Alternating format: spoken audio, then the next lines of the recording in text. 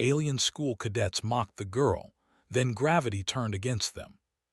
The transport shuttle descended through the pink clouds of Velar Prime, and Monroe pressed her face against the viewing window like a child seeing snow for the first time.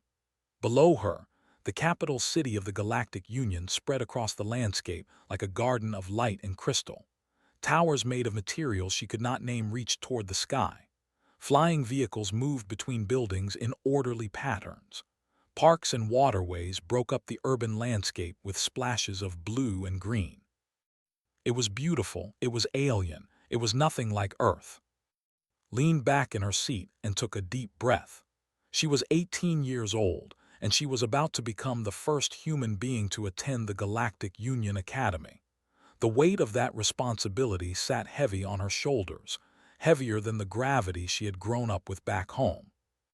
The shuttle's pilot, with pale blue skin and large dark eyes, announced their approach to the Academy landing platform, gathered her single bag of belongings and stood up. The gravity on the shuttle was set to standard, which meant she felt like she was walking on the moon. Every step wanted to turn into a bounce. She had to consciously control her movements to avoid looking foolish. She had practiced this back on Earth, hours and hours of training in low-gravity simulators, learning to move smoothly, to speak calmly, to hide the incredible strength that her had given her.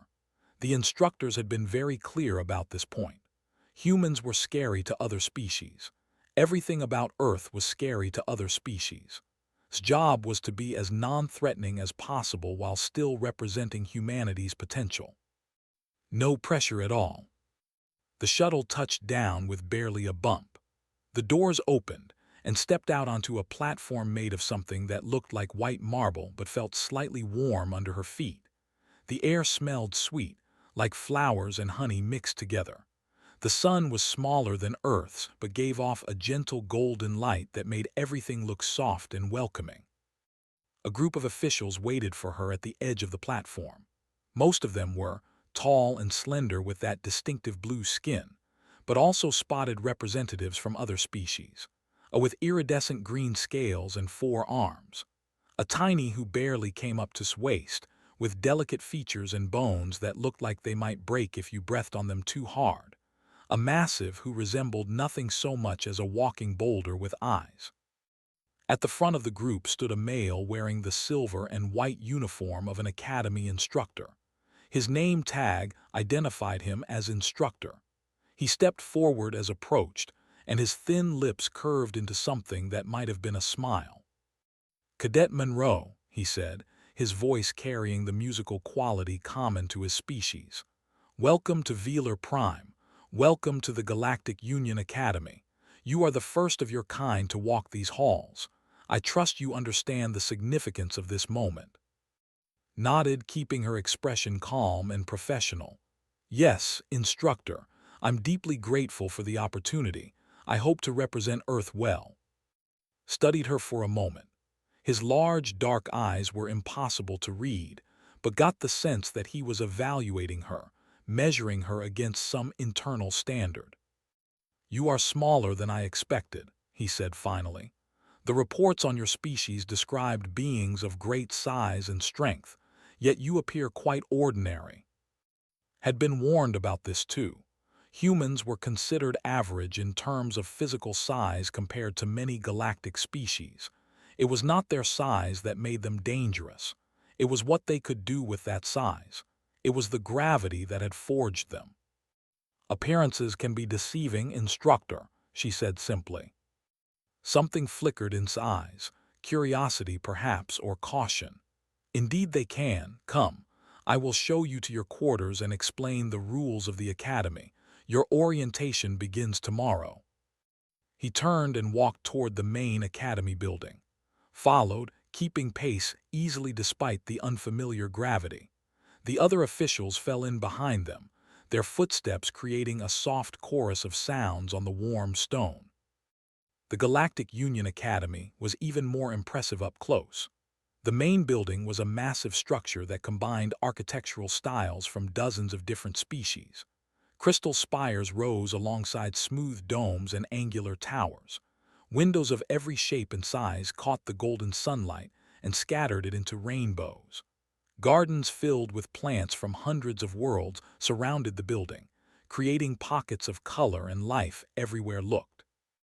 They passed through the main entrance, a grand archway decorated with symbols representing all the member species of the Galactic Union, counted 47 different emblems before she lost track.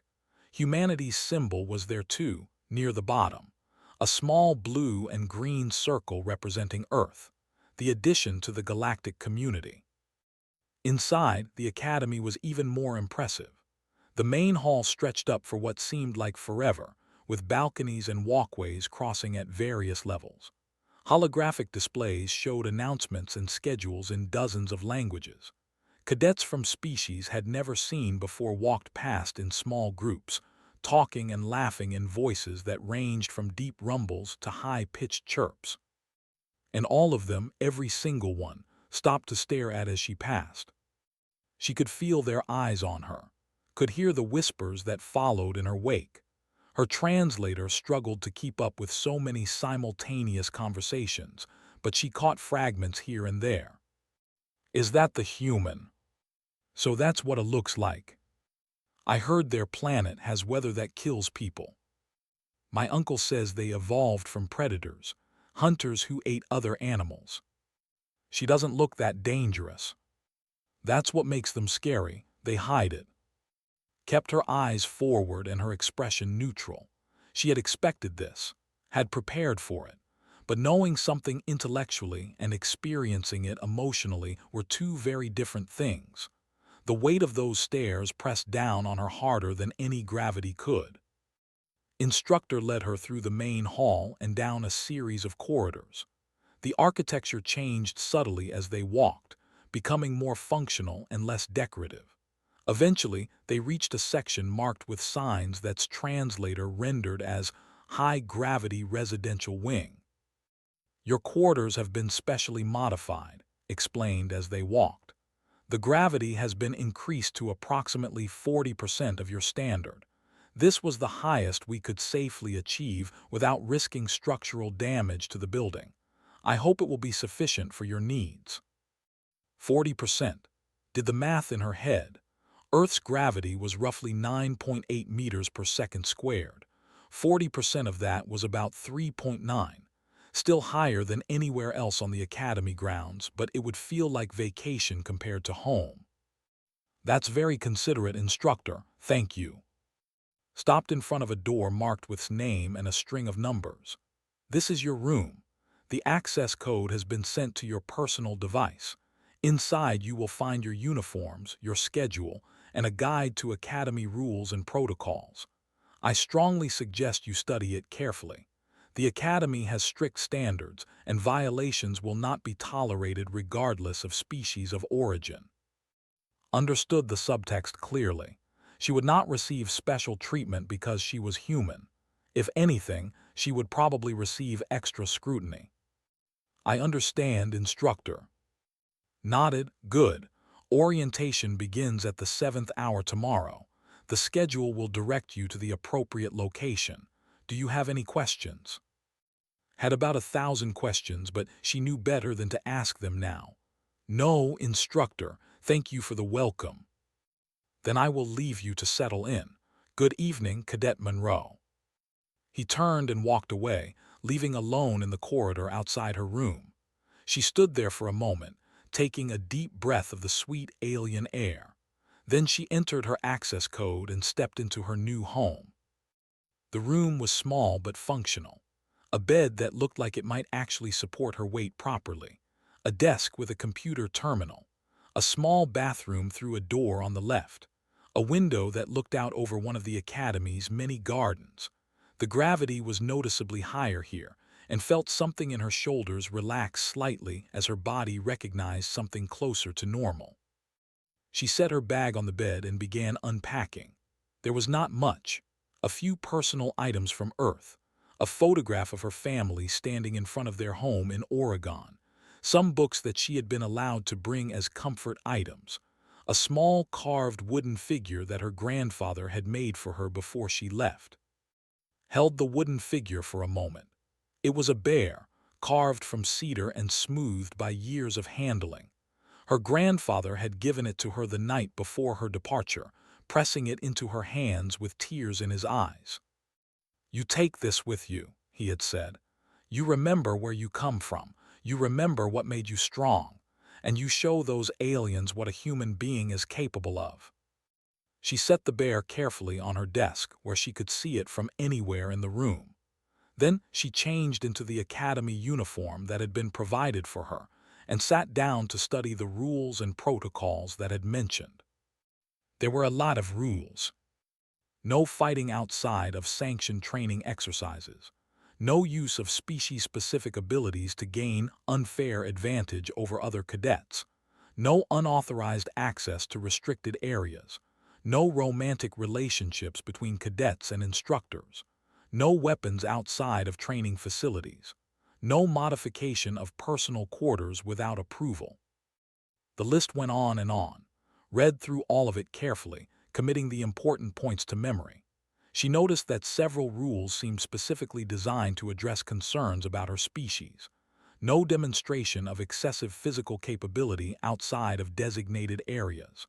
No intimidation of fellow cadets through display of strength or endurance. No discussion of Earth's classification as a without express permission from Academy staff. They were afraid of her. The entire Academy was afraid of what she represented, and they had written rules specifically designed to keep that fear under control. Closed the document and stared out the window at the garden below. Alien plants in colors she had no names for swayed gently in a breeze she could not feel. Somewhere in the distance, a bird or something like a bird sang a melody that sounded almost but not quite like something from home. She was a long way from Oregon, a long way from Earth, a long way from everything and everyone she had ever known. But she was here. She had made it this far, and she was not going to let fear, hers or anyone else's, stop her from proving that humanity belonged among the stars. Slept poorly that first night. The bed was too soft, designed for species with lighter bones and more delicate frames. The gravity, even at 40%, felt wrong after a lifetime at full Earth standard. The sounds of the Academy at night were unfamiliar, full of strange humming and clicking noises that her brain could not quite identify. She woke before dawn, her internal clock still set to Pacific Northwest time. Rather than try to force herself back to sleep, she got up and began her morning exercise routine. Push-ups, sit-ups, squats. The movements felt absurdly easy at this gravity, so she added weight from her bag until they provided at least some resistance. By the time the artificial sun began to brighten outside her window, was showered, dressed, and ready for her first day. She ate a quick breakfast from the supplies in her room, not quite ready to face the cafeteria and its inevitable stares. Then she gathered her materials and headed out. The orientation hall was located in the Central Administration Building, about 10 minutes' walk from quarters. She arrived early, finding a seat near the back where she could observe without being too conspicuous. Other cadets filtered in gradually, filling the seats in front of her. None of them sat nearby. Watched them come. Species she recognized and species she did not, with their blue skin and musical voices, with their scales and multiple limbs, who looked like they might blow away in a strong breeze, massive who had to duck through doorways, who communicated partly through pheromones that made nose itch, aquatic who moved in specialized mobility suits that kept their gills wet. And others, so many others. The Academy accepted students from any member species of the Galactic Union, and the diversity on display was staggering. Had studied files on all of them during her preparation on Earth, but seeing them in person was something else entirely. One group caught her attention particularly, a cluster of cadets who had clearly known each other before arriving at the Academy. They sat together near the middle of the hall, talking and laughing with the easy familiarity of old friends. At the center of the group was a tall male with scales that shifted between green and gold, depending on how the light hit them. He moved with the confidence of someone who had never doubted his place in the world. As watched, this gaze swept across the room and found her. He stared for a moment, his eyes narrowing. Then he leaned over to whisper something to his companions. They all turned to look at her. One of them laughed. Held this gaze without flinching. She had dealt with bullies before. Earth was full of them, human and otherwise. This was just a new variety. The turned back to his friends, dismissing her, noted his face and filed it away for future reference. The orientation session began promptly at the 7th hour. An elderly female took the stage at the front of the hall and began explaining the Academy's history, mission, and expectations. Listened carefully, even though she had already learned most of this during her preparation on Earth. The Galactic Union Academy had been founded 300 years ago, shortly after the formation of the Union itself. Its purpose was to train the next generation of galactic citizens in the skills they would need to serve the common good: diplomacy, emergency response, scientific research, cultural exchange, military preparedness. Cadets came from all member species and all walks of life. Some were the children of wealthy and powerful families. Others had earned their places through scholarships and competitive examinations. All of them were expected to meet the same standards and follow the same rules. "You are no longer citizens of your individual worlds," the elderly said, her voice carrying easily through the hall. "You are citizens of the galaxy. Your loyalties must be to the Union and to each other. Whatever prejudices or preconceptions you brought with you must be set aside. Here, you will learn to work together. You will learn to respect each other. You will learn that our differences are our strength." Wondered how many of the cadets actually believed that. Wondered how many of them looked at her and saw a fellow citizen rather than a monster from a nightmare world. After the general orientation, the cadets were divided into smaller groups for tour of the facility. Found herself assigned to a group of about 20, led by an upperclassman named who was like most of the administrative staff. The tour took them through the academic buildings, the training facilities, the library, the cafeteria, and the recreational areas. Explained the purpose and rules of each location in a cheerful voice that never quite managed to mask his nervousness when he looked at. The other cadets in the group were less subtle about their reactions. Most of them kept a careful distance from, as if she might suddenly attack without warning. A few shot her openly hostile looks. Only one cadet, a small female with silver fur and large purple eyes, seemed genuinely curious rather than afraid. Her name was Lyra, and she approached during a break in the tour. "You are the human," she said, her voice soft and musical. "The first one to attend the academy."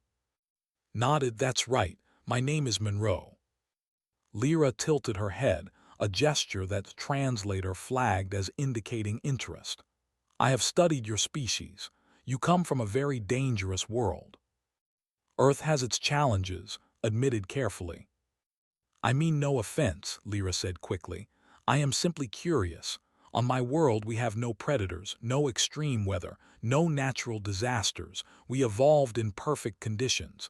You evolved in—" she paused, searching for the right word. "In a crucible. I find that fascinating." It was the first genuinely friendly interaction had experienced since arriving. She felt some of the tension in her shoulders begin to ease. "It's not as bad as people think," she said. "Earth has dangers, but it's also beautiful. Mountains and oceans and forests full of life. We learned to adapt, to survive, to thrive. It made us who we are." Lyra's eyes widened. "I would like to hear more about it sometime, if you are willing." Before could respond, a new voice cut into the conversation.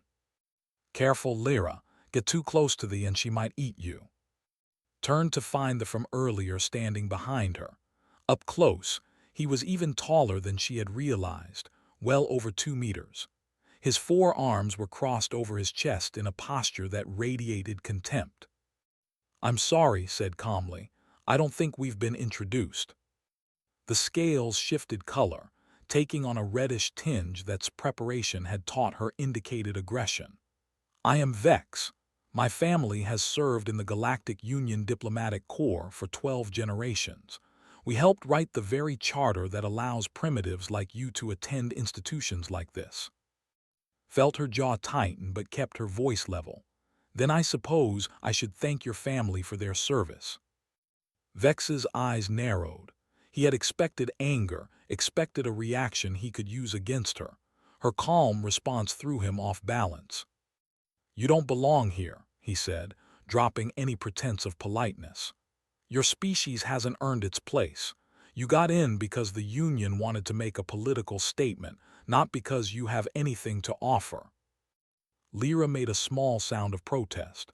Vex, that's not fair. She passed the same examinations as everyone else. Examinations calibrated for species that actually belong in civilized society. Vex moved closer using his height to try to intimidate her. I've read the reports on your world. I know what humans really are. Predators, killers. You evolved by hunting other creatures to death. Your bodies are designed for violence. Your entire history is nothing but war after war after war. Held her ground. She had to look up to meet his eyes, but she did not step back. And yet here I am, in the same academy as you, following the same rules, working toward the same goals. Whatever my species was, whatever we had to do to survive, we're here now. Part of the same union you claim your family helped create. For a moment, Vex seemed at a loss for words. Then his scales flushed an even deeper red. We'll see how long you last, he said. Don't have the temperament for real civilization. Sooner or later you'll show your true nature, and when you do, I'll be there to make sure everyone sees it. He turned and walked away, his three companions falling into step behind him. Watched them go, her heart beating faster than she would have liked. Lyra touched her arm gently. I'm sorry about him. Vex is. He has strong opinions about species purity. Not everyone shares them. Forced herself to relax. It's fine. I expected some pushback. Humans are new to all this. People are going to have reservations. But as the tour continued, and she felt the weight of dozens of suspicious stares, wondered just how much pushback she was going to have to endure. The first week of classes passed in a blur of new information and constant vigilance. Threw herself into her studies with the same determination she had applied to everything in her life. She arrived early to every class, sat in the front row, asked questions when she needed clarification, and studied late into the night. Her courses covered a wide range of subjects. Galactic history, which traced the development of interstellar civilization from the first contact between species to the formation of the Union. Xenobiology, which examined the incredible diversity of life across the known worlds. Interstellar law, which covered the treaties and agreements that held the Union together. Emergency response protocols, which trained cadets to handle crises ranging from natural disasters to hostile encounters. Excelled in all of them. Her preparation on Earth had been thorough, and she had a natural aptitude for learning that her instructors quickly noticed. But her success only seemed to increase the hostility from Vex and his group.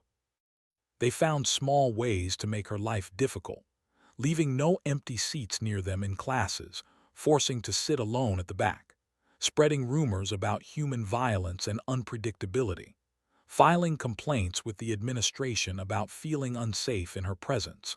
Nothing overt enough to violate academy rules, but constant enough to wear at her patience. The other cadets mostly kept their distance. A few, like Lyra, made tentative efforts at friendship, but Vex's influence was strong enough to discourage most of them. Found herself increasingly isolated, eating alone in the cafeteria, studying alone in the library, walking alone through the academy's beautiful gardens. She tried not to let it affect her. She had a mission here. She was representing all of humanity, showing the galaxy that humans could be trusted, could contribute, could belong.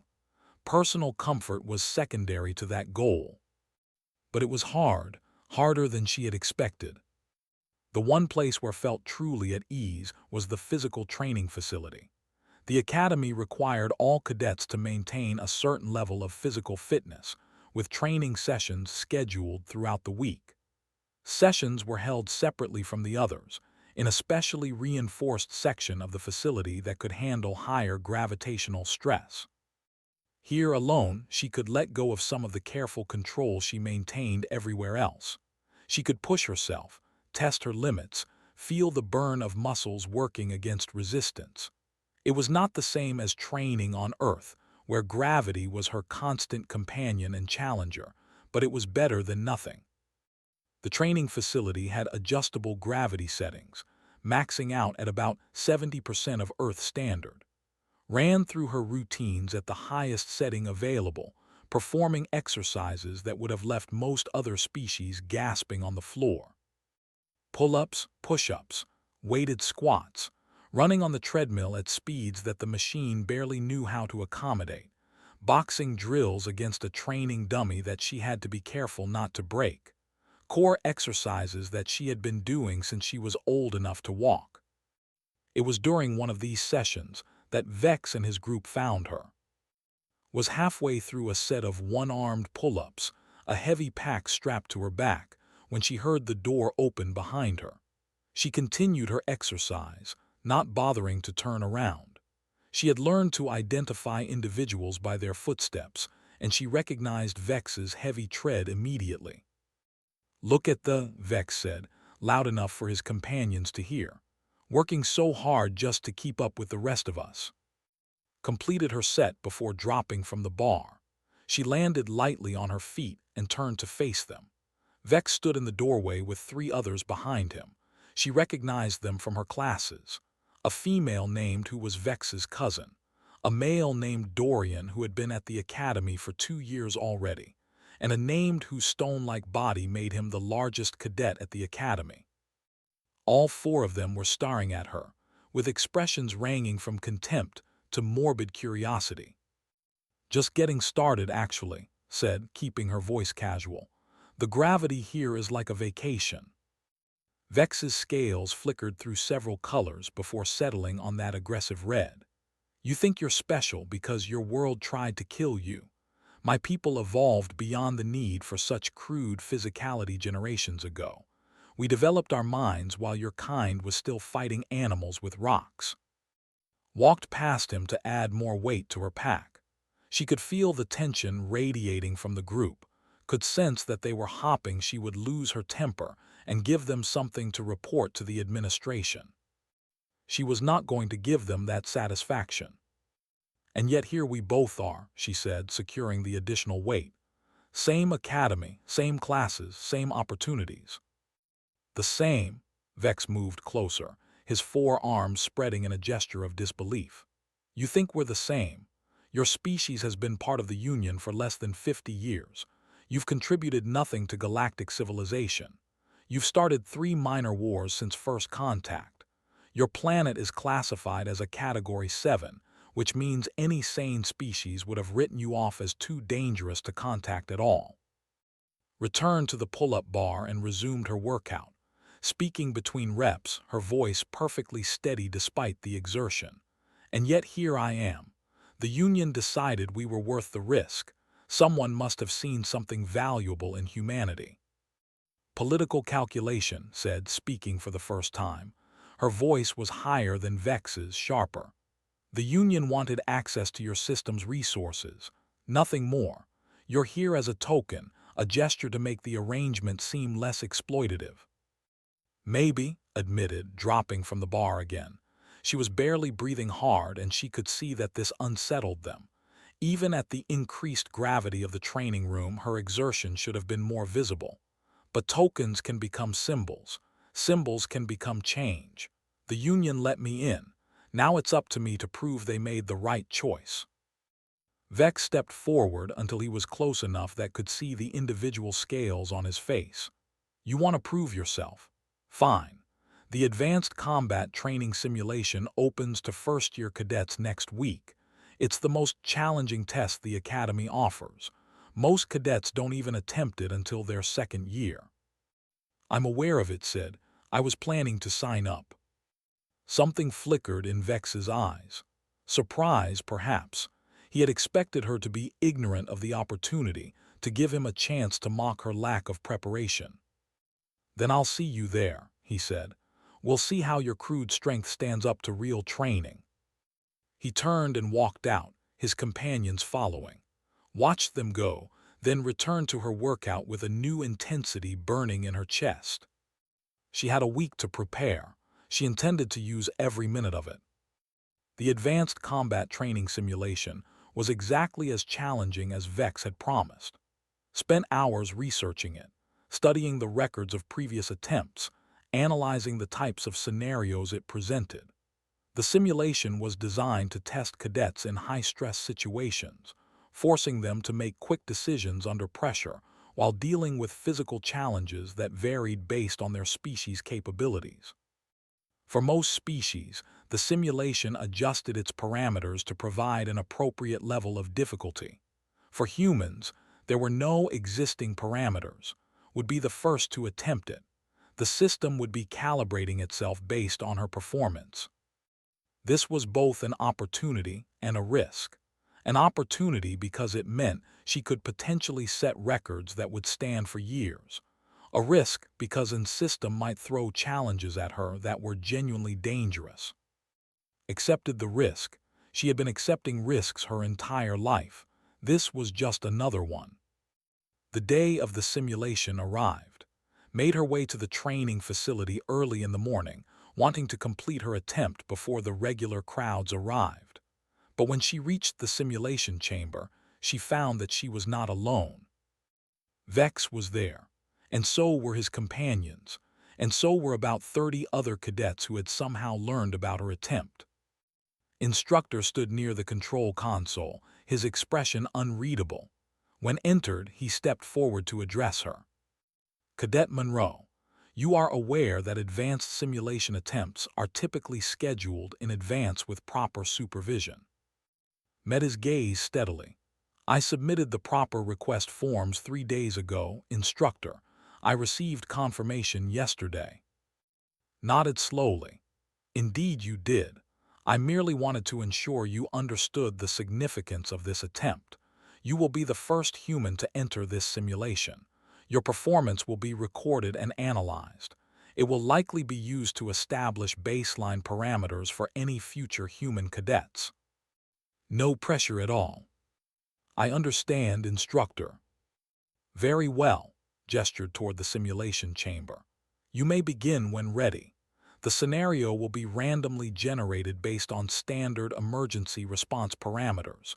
Your objective is to resolve the crisis while minimizing casualties. You will be judged on speed, effectiveness, and decision-making under pressure." Walked toward the chamber, feeling the eyes of 30 cadets on her back. She heard Vex whisper something to his companions, heard their quiet laughter. She ignored them. The chamber door closed behind her, and suddenly she was somewhere else entirely. The simulation was incredibly realistic. Found herself standing on the deck of a damaged space station, alarms blaring, emergency lights flashing red. Through a cracked viewport, she could see stars wheeling past as the station tumbled out of control. Smoke filled the air, debris littered the floor, and scattered throughout the visible area were at least a dozen simulated casualties, members of various species lying injured or unconscious. A voice spoke in her ear, the simulation's AI providing context. "Station Gamma 7 has suffered catastrophic structural failure due to asteroid impact. Life support is failing. Artificial gravity is fluctuating. Hull breaches detected in multiple sections. Your mission is to evacuate all survivors before the station becomes non-viable. You have 30 minutes." Took a deep breath and got to work. She had trained for scenarios like this on Earth. Emergency response had been one of her specialties, one of the reasons she had been chosen for this posting. Her instructors had drilled into her the importance of quick assessment, of prioritizing actions, of remaining calm when everything around her was falling apart. First, she assessed the immediate situation. 12 casualties visible, some conscious, some not. Various species, various injuries. The smoke suggested fire somewhere nearby, which meant additional danger. The fluctuating gravity meant that movement would be unpredictable, challenging for species not adapted to such conditions. For fluctuating gravity was just another day on Earth. Earthquakes had taught her to move when the ground could not be trusted.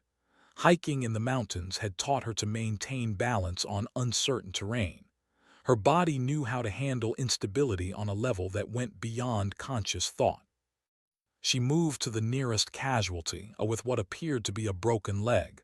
"Can you hear me? I'm here to help." The simulation was detailed enough that the responded, groaning in pain. "My leg. I can't move." "I'm going to carry you to safety. Try to stay calm." Lifted the gently, careful of the injured leg. The simulated alien weighed almost nothing even at normal gravity. At the current fluctuating levels, it was like carrying a large pillow. She made her way toward the emergency evacuation point marked on her heads-up display, stepping over debris and adjusting her balance as the gravity shifted beneath her feet. Other cadets watching from outside the simulation would see her moving with a fluidity that seemed almost supernatural. 2. It just felt like walking through a familiar obstacle course. She deposited thee in the evacuation area and went back for more casualties. One by one, she worked through the visible injuries, carrying those who could not walk, supporting those who could, directing the conscious survivors toward safety. The fire she had suspected turned out to be in an adjacent section. Found it during her second sweep of the area, flames licking at a damaged bulkhead. Standard procedure would be to seal the section and let it burn out, but her sensors indicated 2 more survivors on the other side of the flames. She did not hesitate. Pulled her uniform jacket over her head, doused it with water from an emergency station, and ran through the fire. The heat was intense, even through the wet fabric, but it was nothing compared to the forest fires she had helped fight back home. She held her breath against the smoke and pushed forward. The 2 survivors were trapped under a fallen support beam. A male and a female, both unconscious. The beam was too heavy for either of them to have moved, even if they had been awake. Gripped the beam and lifted. Her muscles strained against the weight, but this was exactly the kind of challenge her body had been built for. On Earth, this beam would have been difficult. Here, in the reduced gravity of the simulation, it was merely hard. She held the beam long enough to drag both survivors free, then let it crash back to the deck. Then she lifted one survivor over each shoulder and made her way back through the flames. The evacuation area was crowded now. Had retrieved 8 of the 12 casualties, with the simulation timer showing 18 minutes remaining. She deposited her latest rescues and immediately headed back out. 4 more to find. The simulation was feeding her hints through environmental cues, sounds and signs that suggested where the remaining survivors might be. Followed them systematically, her training kicking in with practiced efficiency. The 9th casualty was in a flooded section, water up to waist and rising.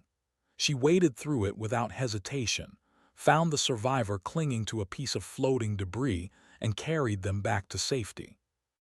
The 10th was trapped in an airlock that was cycling dangerously, the pressure changes threatening to crush anyone inside. Overrode the controls with a technique she had learned in her preparation, stabilizing the lock long enough to retrieve the survivor. The 11th was buried under rubble in a section where the ceiling had partially collapsed. Dug through the debris with her bare hands, ignoring the scrapes and cuts, until she found the survivor and pulled them free. That left 1 more. The timer showed 6 minutes remaining. Sensors indicated that the final casualty was in a section of the station that had lost gravity entirely. Zero-G operations were challenging for any species, but had trained extensively for this possibility. She pulled herself through the corridors hand over hand, moving with a confidence that came from hours of practice in Earth's orbital facilities. She found the last survivor floating near the ceiling of a damaged laboratory, unconscious and slowly suffocating as the oxygen levels dropped. Grabbed them, oriented herself toward the exit, and pushed off with all the strength her legs could provide. They shot through the corridors like a bullet, using walls and handholds to redirect their momentum as needed. The evacuation area came into view just as the timer hit 1 minute, touched down with the final survivor, depositing them gently among the others.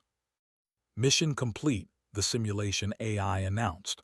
All 12 casualties evacuated, time remaining 47 seconds, performance rating exceptional. The simulation faded around her and found herself standing in the empty chamber again. Her heart was pounding, her muscles aching pleasantly from the exertion. She took a moment to catch her breath before walking toward the exit. The door opened, and she stepped out to face the assembled crowd. Silent, complete, absolute silence. Instructor was staring at his data pad with an expression that could not read. The other cadets were staring at her with expressions that ranged from shock to disbelief. Even Vex seemed at a loss for words, his scales cycling through colors so rapidly that they almost seemed to strobe. Finally, looked up from his data pad. "Cadet Monroe," he said, his voice carefully neutral. That was the fastest completion time for this simulation in the Academy's history, by a significant margin. Felt a flush of pride but kept her expression modest. "I had good training, instructor." Studied her for a long moment.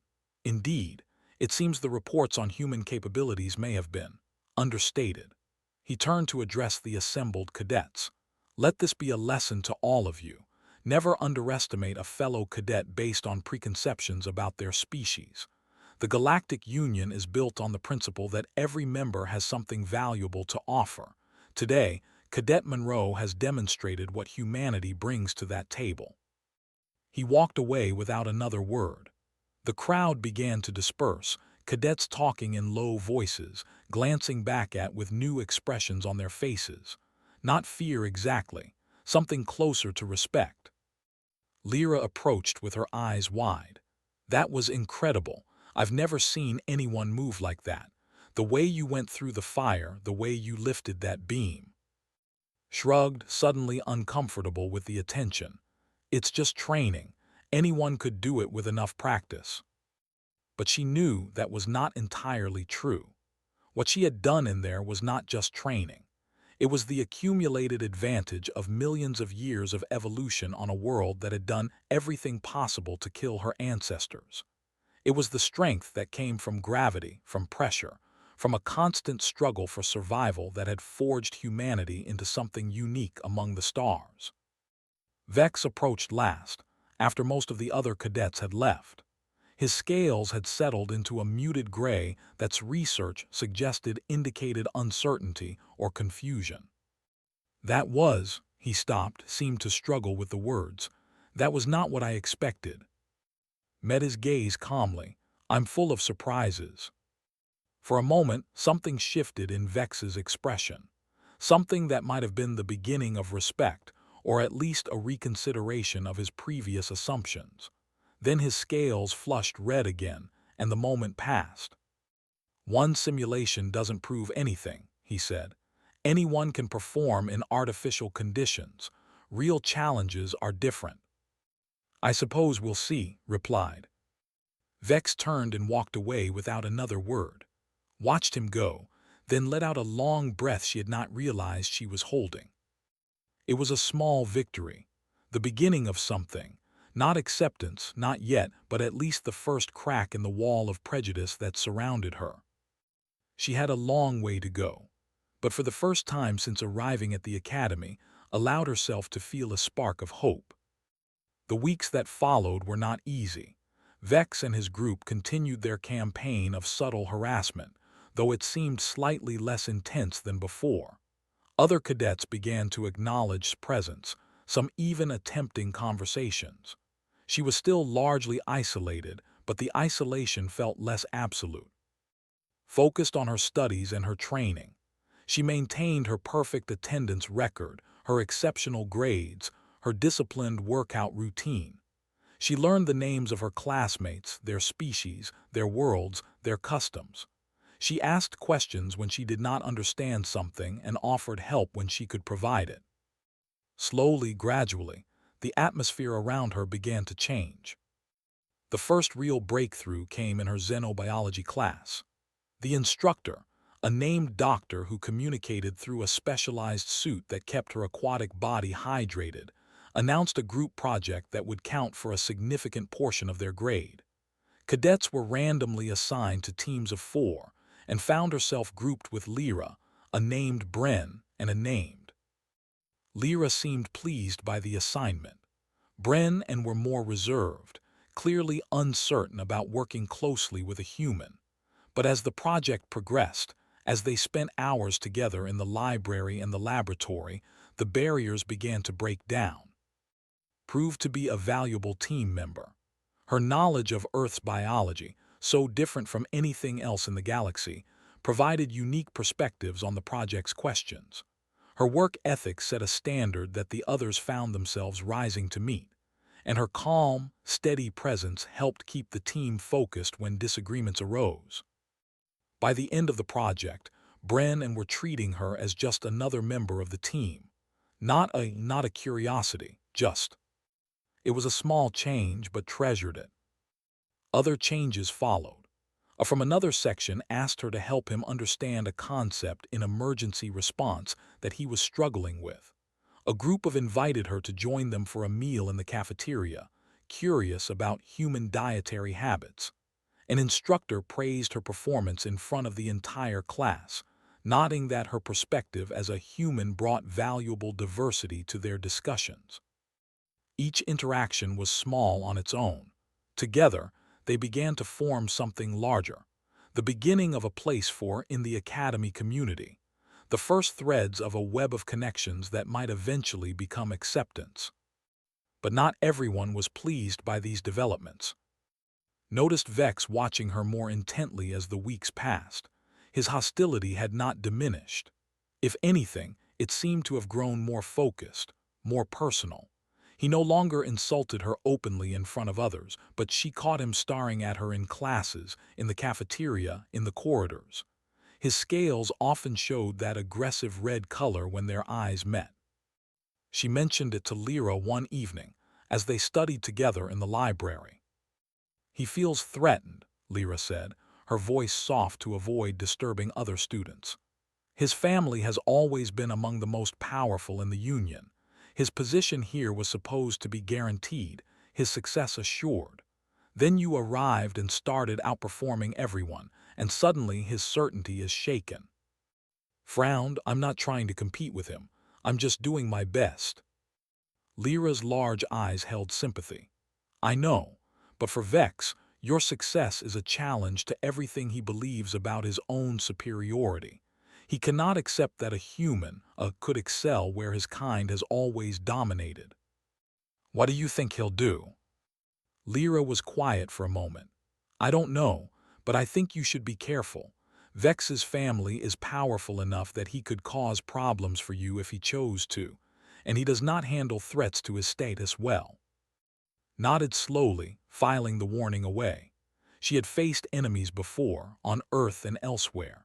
She knew how to be careful, but she also knew that she could not stop living her life because someone else felt threatened by her existence.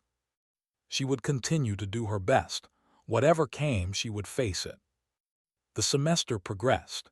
Grades remained among the highest in her class. Her reputation grew, both as an exceptional student and as someone who would help others without hesitation. The isolation that had marked her first weeks gradually gave way to something approaching normalcy. She made friends. Not many, but enough.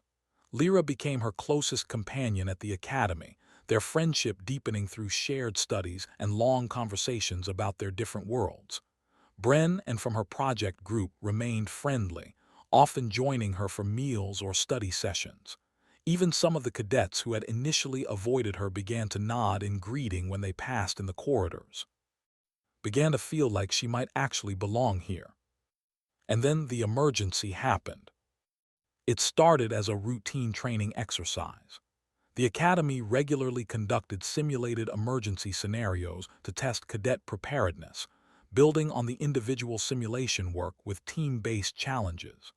This particular exercise involved a damaged space station scenario similar to the one had faced alone, but this time cadets would work in assigned teams to manage the crisis. Was assigned to Team 7. She did not know this until she arrived at the briefing, but her teammates turned out to be Vex, his cousin, and a male named who seemed terrified to be caught between them. The assignment was not random. Suspected immediately that some instructor had decided to test whether they could learn to work together despite their differences. It was the kind of challenge the Academy was known for, forcing cadets out of their comfort zones in the name of growth. Vex's reaction when he saw the team roster confirmed her suspicion. His scales went through a rapid cycle of colors before settling on a deep, angry red. "This is unacceptable," he said, approaching the instructor managing the exercise. "I refuse to work with the human. Assign me to a different team." The instructor, a stern-named commander, was unmoved. "Team assignments are final, cadet. You will work with your assigned teammates or you will fail this exercise. The choice is yours." Vex looked like he wanted to argue further, but something in Commander's expression stopped him. He turned to glare at instead, his 4 arms crossing over his chest. "Fine, but I'm leading this team. The human follows my orders or stays out of my way." Kept her voice calm. "The objective is to work together, not to establish dominance. I'm happy to follow reasonable orders if they serve the mission." "Your definition of reasonable and mine are likely quite different," Vex snapped. Commander interrupted before the argument could escalate. "Enough! The exercise begins in 10 minutes. Get to your staging area and prepare. Your scenario will be explained once you enter the simulation." Team 7 made their way to their assigned staging area in tense silence. Stuck close to her cousin, shooting hostile glances at whenever their eyes met. Walked between them, his silver fur standing on end with visible anxiety. Tried to focus on the task ahead rather than the interpersonal tension. Whatever their differences, they had a job to do. The best way to prove her worth was to perform well, regardless of her teammates' attitudes. The simulation chamber was larger than the one had used for her individual exercise, designed to accommodate multiple cadets working together. They entered through a common airlock and found themselves on the deck of a space station much like the one from before. Commander's voice came through their communicators. "Team 7, your scenario is as follows. Research Station Theta 4 has suffered a catastrophic failure in its primary reactor. You have 45 minutes to evacuate all personnel before the station becomes non-viable. Teamwork will be essential. Individual heroics will be penalized. Good luck." The simulation activated around them, and suddenly they were standing in a damaged corridor with alarms blaring and emergency lights flashing. The scenario was similar to previous experience, but the scale was larger and the complications more severe. Vex immediately took charge, his voice sharp with command. "Access the station schematic and identify survivor locations. Check our equipment and report. Human, stay behind us and try not to get in the way." Bit back a response. This was not the time for arguments. She would prove her value through actions, not words. Interfaced with a nearby terminal and pulled up the station layout. "I'm showing 23 survivors scattered across 6 sections. Some sections are more accessible than others. The reactor section is completely blocked, but sensors show no life signs there anyway. Check their gear with trembling hands. Standard emergency kit, first aid supplies, cutting tools, communication devices, nothing special." Vex nodded sharply. "We split up. You take the port sections. Starboard, I'll handle the central core. The human can cover whatever's left." Spoke up despite his order to stay quiet. "That's not efficient. Some of these sections require heavy lifting to access. Some have environmental hazards that not all species can handle. We should assign based on capability, not arbitrary division. Vex's scales flushed red. I gave you an order, human. And I'm telling you it's a bad order. Look, she pointed at the schematic. Section 3 has partial flooding. Species can't tolerate full water immersion. Section 5 has a collapsed ceiling that requires significant physical strength to clear. Neither nor can handle that alone. His eyes narrowed. Are you saying we're weak? I'm saying different species have different capabilities. It's not a value judgment. It's a fact. If we ignore those differences, people in this simulation are going to die. For a moment, the team stood in tense silence, looked back and forth between and Vex, clearly torn. His expression was hostile but thoughtful. Finally, Vex spoke. Fine, what do you suggest? Took a breath, surprised that he had actually asked. I take sections 3 and 5. The flooding and the heavy lifting are things I can handle better than anyone else here. Take sections 1 and 2, which are straightforward evacuations. Take section 6, which is small and relatively safe.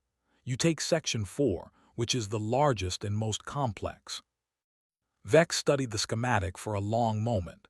His scales shifted through several colors before settling on a muted gray. Your reasoning is sound, he admitted grudgingly. We'll do it your way, but if this fails, the responsibility is yours. Understood. The team split up, made her way towards Section 3, moving through the damaged station with the same fluid confidence she had shown in her previous simulation. The environment was chaotic, but chaos was something she understood, something her species had evolved to thrive in. Section 3 was exactly as bad as she had expected. Water had flooded the lower deck to waist height, with survivors clinging to elevated surfaces and debris. Waded through without hesitation, her body easily handling the resistance of the water. She found 5 survivors in this section and evacuated all of them to safety within 10 minutes. Section 5 was harder. The collapsed ceiling had trapped 3 survivors in a pocket of relatively stable space, but reaching them required moving debris that weighed hundreds of kilograms. Set to work, lifting and shifting rubble with the strength that Earth's gravity had given her. It was hard work even for her, but she persisted until she had cleared a path to the trapped survivors. As she was evacuating the last of them, her communicator crackled. Human, it was Vex's voice, and something in his tone made her pause. I need assistance. Section 4, now. Secured her survivor and activated her communicator. What's wrong? The gravity controls in this section have malfunctioned. I can't. His voice cut out for a moment. I can't move. It's too strong, and there are still survivors here. His blood went cold. Gravity malfunction. For Vex's species, which had evolved in conditions even lighter than standard, increased gravity could be more than uncomfortable. It could be lethal. She ran. The corridors blurred past her as she pushed her body to its limits. The simulation was good, maybe too good. If it had calibrated the gravity malfunction based on her presence, it might have set levels that were survivable for humans but deadly for everyone else. She reached Section 4 and found chaos. The gravity in this section had increased dramatically. Felt it the moment she crossed the threshold, the familiar pull of something closer to Earth normal. Her body adjusted automatically, her muscles and bones welcoming the challenge they had been designed for. Vex was on the floor, his 4 limbs splayed outward, his iridescent scales pale with strain. He was trying to push himself up and failing, his body simply not equipped to handle this level of gravitational force. Nearby, 2 other survivors lay motionless, Aena who had collapsed when the malfunction hit. Vex gasped when he saw her. The survivors, get them out. It was the first time he had used her name. Did not waste time on words. She moved to the first, the most fragile of the survivors. The small alien was barely breathing, her delicate bones straining under weight they had never been meant to bear. Lifted her carefully and carried her toward the section boundary where gravity returned to normal. She set the down in the safe zone and went back for the. Then she went back for Vex. He was heavier than the others, his physiology denser and more muscular. Under normal circumstances, that would have made him strong. Under these circumstances, it made him nearly immobile. Strained to lift him, feeling her own limits being tested for the first time since arriving at the academy. "Leave me," Vex said through gritted teeth. "Get the others out first. I can wait." Ignored him. She had never left anyone behind, and she was not going to start now. She shifted her grip, found better leverage, and lifted. They made it across the section boundary and into the safe zone just as the simulation's timer hit the 5-minute warning. Vex collapsed to the deck, gasping for breath, his scales slowly returning to their normal color. "The others," he managed, "are they?" "Safe, everyone's safe." Allowed herself a moment to catch her breath. The malfunction was localized to Section 4 and weren't affected. Vex pushed himself up on trembling limbs. He looked at with an expression she had never seen on his face before. Not hostility, not contempt, something else entirely. "You saved my life," he said. "I tried to exclude you from the mission. I gave you the hardest assignments, hoping you would fail, and when I needed help you came. Why?" Considered the question. She thought about all the insults, all the mockery, all the small cruelties he had inflicted on her since her arrival. She thought about how easy it would have been to let him struggle, to show him exactly how it felt to be helpless and alone. But that was not who she was. That was not what her species had taught her to be. "Because that's what humans do," she said simply. "We help, even when it's hard, even when the people we're helping don't deserve it. We evolved on a world that tried to kill us every day, and we survived by working together. It's in our nature." Vex was silent for a long moment. Then slowly, his scales shifted to a color had not seen before. A soft blue that her research suggested indicated respect and gratitude. "I owe you a debt," he said. "I don't know how to repay it." "You could start by giving me a chance," replied. "You could stop judging me by my world and start judging me by my actions." Vex nodded slowly. "I can try." The simulation ended shortly after, the scenario fading to reveal the training chamber again. Team 7 had successfully evacuated all survivors, completing the exercise with time to spare. But the real victory was not in the simulation results. It was in the change that had occurred between its participants. Commander reviewed their performance with an expression that might have been satisfaction. Team 7, excellent coordination, efficient resource allocation, exemplary teamwork in crisis conditions, full marks. As they left the simulation chamber, Vex fell into step beside. His posture was still stiff, his manner still formal, but something had shifted between them. "I want you to know," he said quietly so the others could not hear, "that I was wrong about you, about your species. I let fear and prejudice blind me to what was right in front of my eyes." Accepted the acknowledgement with a nod. "Fear makes people do strange things. I understand that. It's no excuse." "No, it's not, but it's a starting point. We can build from here." Vex considered this for a moment. Then, for the first time since had met him, his scales settled into a warm, golden color that indicated genuine friendship. "Yes," he said, "I think we can." The months that followed saw a gradual transformation in his experience at the academy. Vex's change of heart did not convert all of his followers immediately, but his influence was significant. Cadets who had previously avoided her began to approach with curiosity rather than fear. Those who had whispered insults behind her back now offered cautious greetings. Continued to excel in her studies. She continued to help anyone who asked for it. She continued to demonstrate, day after day, that humans were not the monsters their reputation suggested. And slowly, gradually, the Academy began to see her differently. By the end of her first year, Monroe was no longer the to be feared and avoided. She was simply another cadet, exceptional in her capabilities but ordinary in her desire to learn and grow and contribute to something larger than herself.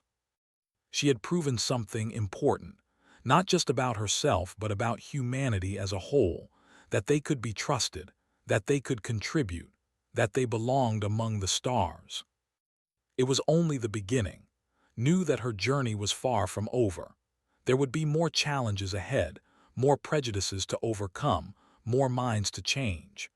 The galaxy was vast and full of species who had never met a human, who only knew Earth from its terrifying reputation. But she had made a start.